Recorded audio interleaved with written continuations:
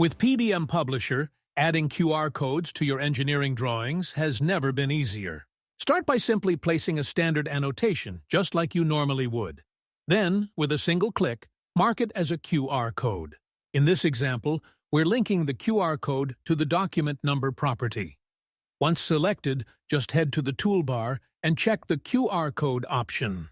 You'll have full control over the size.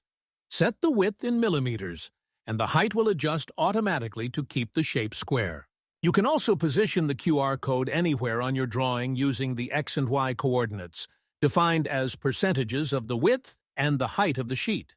Please note that the coordinates are relative to the bottom left corner of the QR code picture. Once everything looks good, let's hit the Publish button. PDMPublisher will generate a PDF version of the drawing and automatically embed the QR code in the specified location. In the final output, the QR code is cleanly inserted and is linked directly to the document number in this example, ready to be scanned, shared, and integrated into your workflows. Start using PDMPublisher today by going to PDMPublisher.com.